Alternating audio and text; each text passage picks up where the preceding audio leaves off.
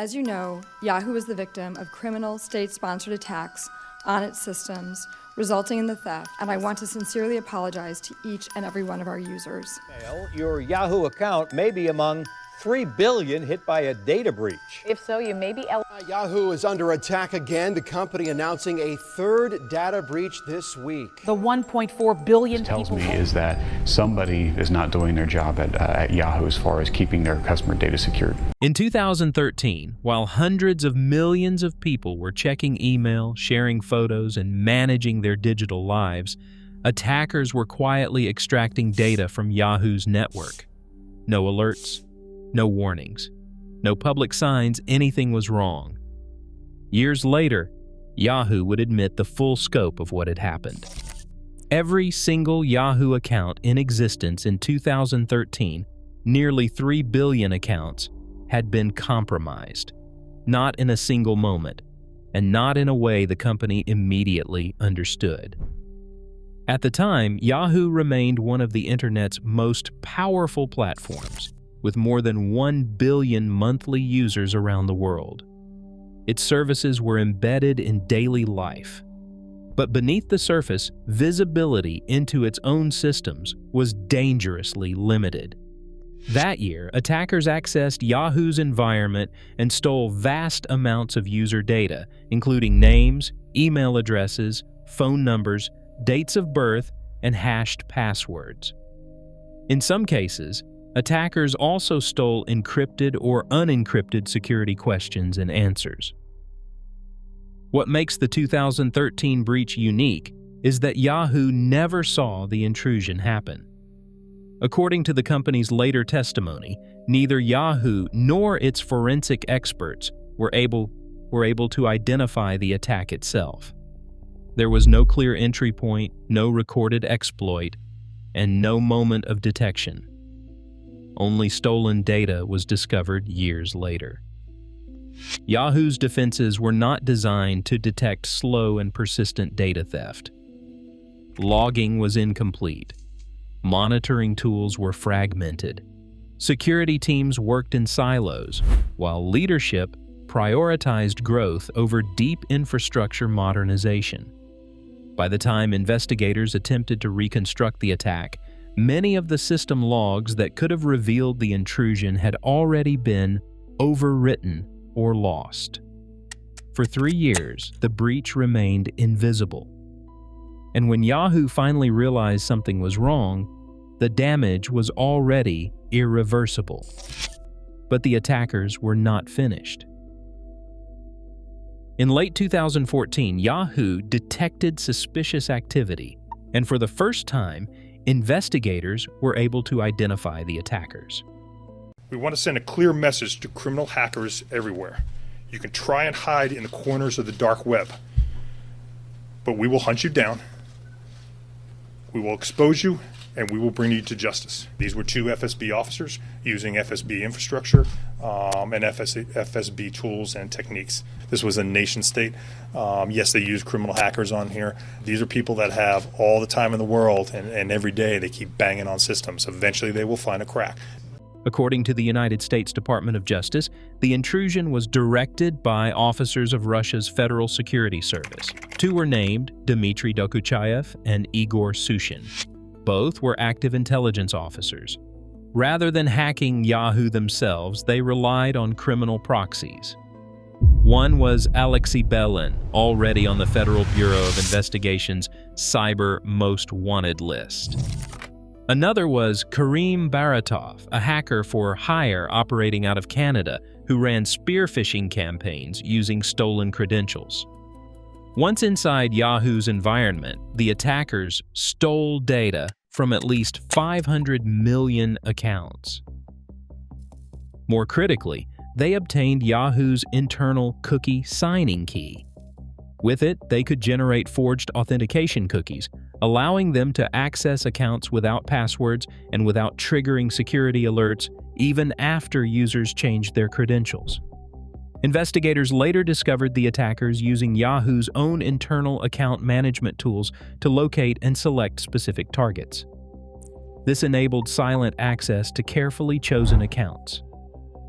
Journalists, diplomats, cybersecurity professionals, government officials in the United States and Russia. This was not mass disruption. It was intelligence collection, precise, persistent, and deliberately concealed. Yahoo had become an intelligence gold mine. But the company still did not understand how much had already been lost. And when disclosure finally came, the timing could not have been worse. By 2016, Yahoo was attempting to sell itself to Verizon in a multi-billion-dollar deal. Then the disclosures began, and everything unraveled. Yahoo's security team detected the 2014 intrusion, but understanding the broader picture proved painfully slow. Years of technical debt, limited logging, and fragmented systems made reconstruction difficult. In September 2016, Yahoo publicly disclosed the 2014 breach, announcing that 500 million accounts had been compromised. The impact was immediate. Yahoo was in the middle of a $4.8 billion acquisition. The revelation cut the deal by $350 million and nearly derailed it. Then came a more disturbing discovery. In November 2016, law enforcement provided Yahoo with data files that a third party claimed contained Yahoo user data. Yahoo determined that user data was most likely stolen from the company in August of 2013. Although Yahoo and its outside forensic experts were unable to identify the intrusion associated with the August 2013 theft, the company promptly disclosed the incident, notified the users believed to have been affected, and took steps to secure all user accounts. I want to stress how seriously I view the threat of cyber attacks and how personally I feel about these potential risks. In November 2016, law enforcement provided Yahoo with data files recovered elsewhere. These files appeared to contain Yahoo user information. After investigation, Yahoo concluded the data had most likely been stolen in August 2013. This was how Yahoo learned of the earlier breach. Not through internal detection, but through evidence discovered outside the company and provided by investigators.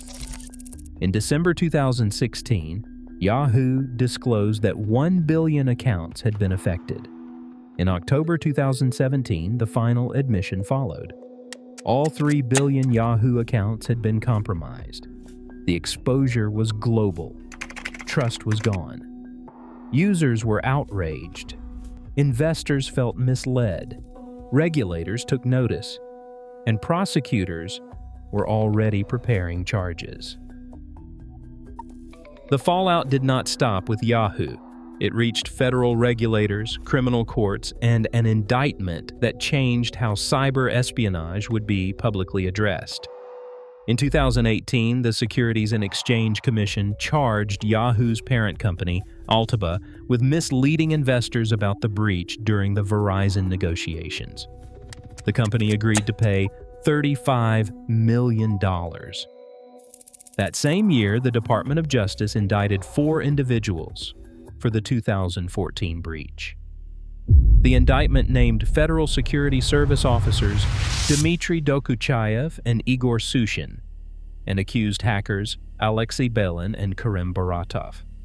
We're here to announce a major law enforcement action related to one of the largest data breaches in U.S. history.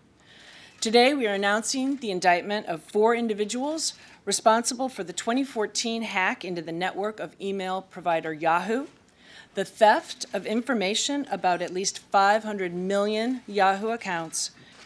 The defendants include 2 officers of the Russian Federal Security Service, an intelligence and law enforcement agency of the Russian Federation, and 2 criminal hackers with whom they conspired to accomplish these intrusions.